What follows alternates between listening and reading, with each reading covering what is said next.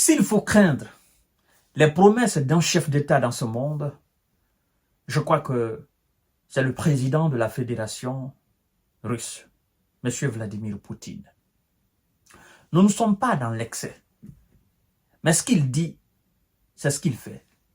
Il se donne les moyens pour satisfaire ses promesses.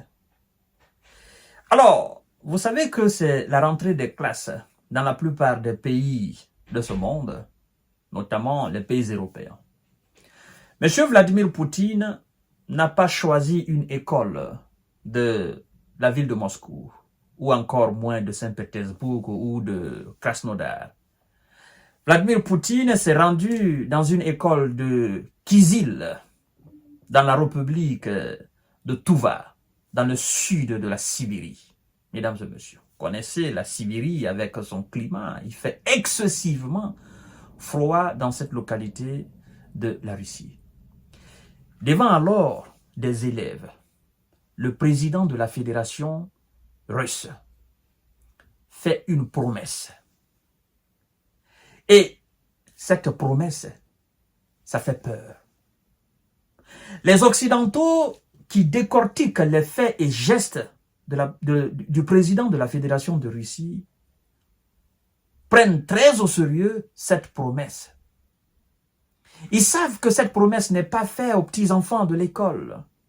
Ils savent que cette promesse, elle est faite pour le peuple russe, où qu'il soit à travers le monde. Ils savent qu'ils doivent se préparer conséquemment, parce que M. Poutine fait toujours ce qu'il dit. En fait, avant de dire ce qu'il doit faire, il réfléchit d'abord. Il trouve d'abord les voies et moyens de comment et de quand il va faire. Et avant de promettre, il faut savoir qu'il passe par plusieurs procédés. C'est pourquoi je dis, c'est quelqu'un qui n'est pas dans le bavardage.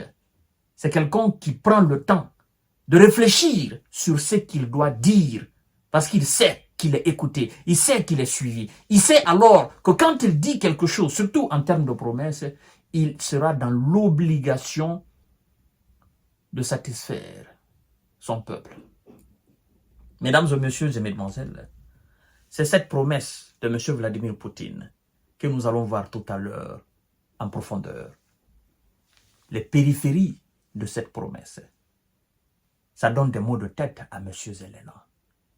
Et à ces supplétifs occidentaux qui manquent maintenant d'armes conventionnelles pour donner à M. Zelensky, qui n'ont maintenant que des armes non conventionnelles, qui manquent de moyens financiers pour fabriquer des munitions afin de faire face à cette armée russe. Mesdames et messieurs et mesdemoiselles, assurez-vous d'avoir partagé cette vidéo. Assurez-vous d'avoir liké cette vidéo. Chacune de vos actions permet de développer notre page.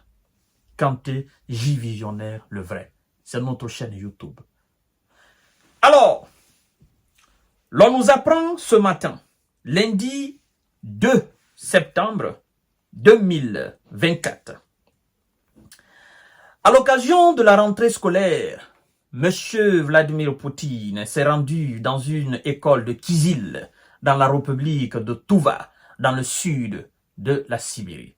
S'exprimant devant les élèves, le président russe a affirmé que la Fédération de Russie s'occupera des bandits ukrainiens dans l'oblast de Kursk qui cherchent à déstabiliser la situation dans la zone frontalière, selon lui, selon le président russe. Les provocations dans la région Kursk n'ont pas réussi à arrêter.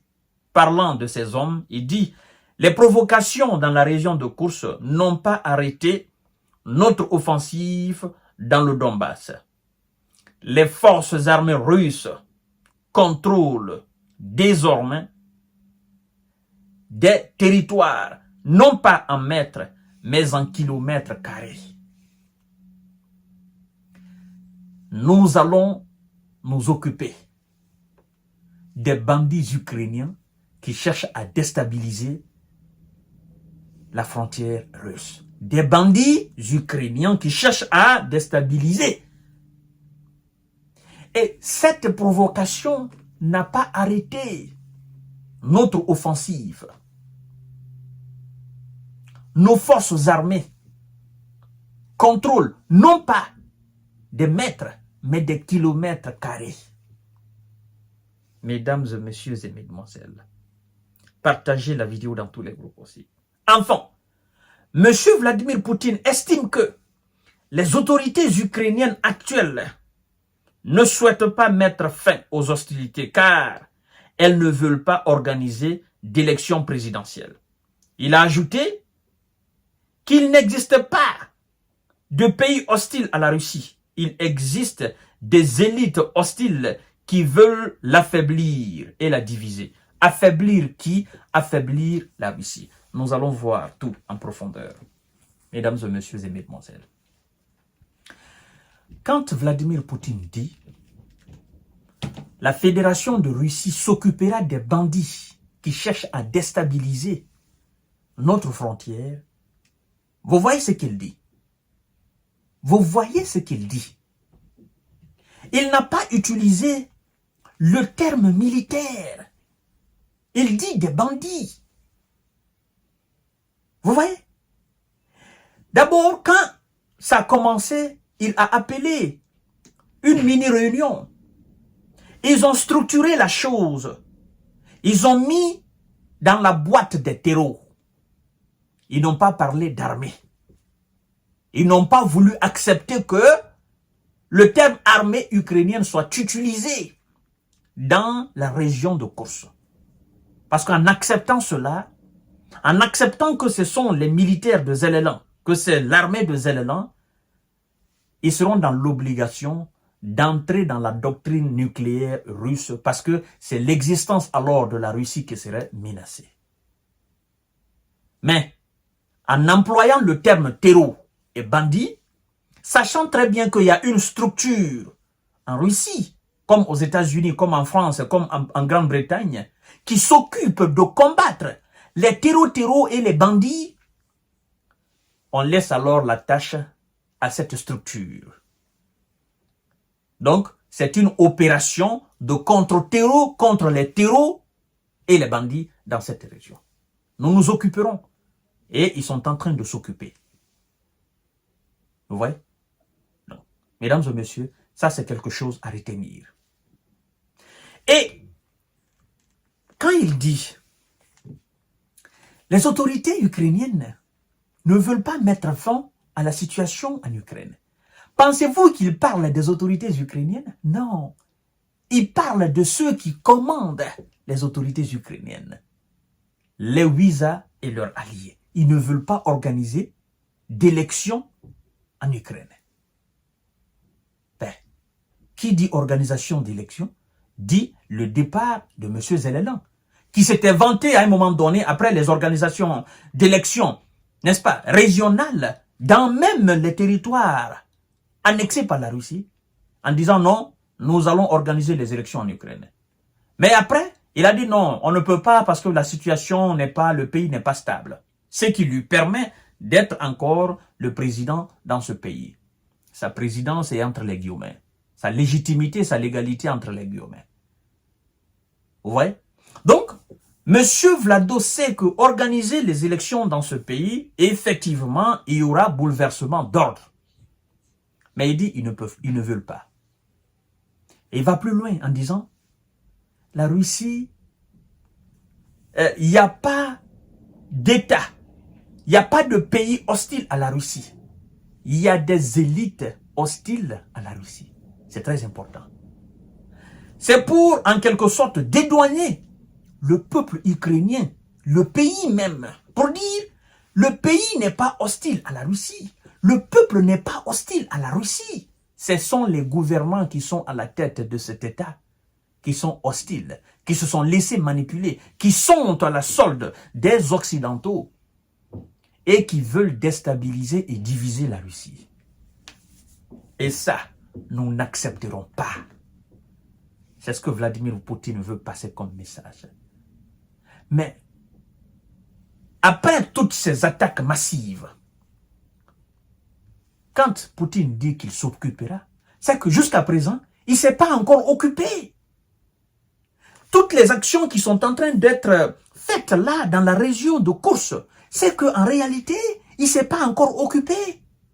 Parce que, il dit, c'est le futur. Il a conjugué le verbe au futur, le verbe occuper. Hein? La Fédération de Russie s'occupera. Donc, jusqu'à présent, la Fédération de Russie ne s'est pas encore occupée.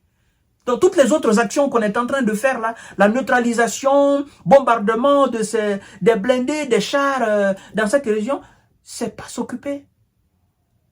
Ça doit faire peur. Mesdames et messieurs, on se dit, ben, quand il va alors s'occuper et quand la fédération va commencer alors à s'occuper des bandits, mais c'est autre chose. Parce que la fédération ne va pas se limiter au niveau de la région de Koursk. La fédération ira au-delà de au-delà de la frontière de la Russie, dans cette même région.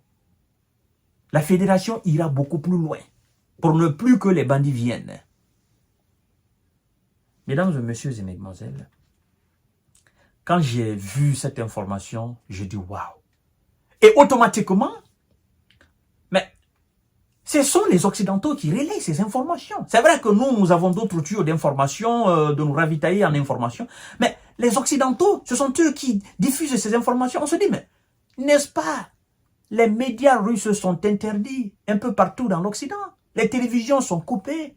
Mais comment vous faites pour avoir les informations de Vladimir Poutine?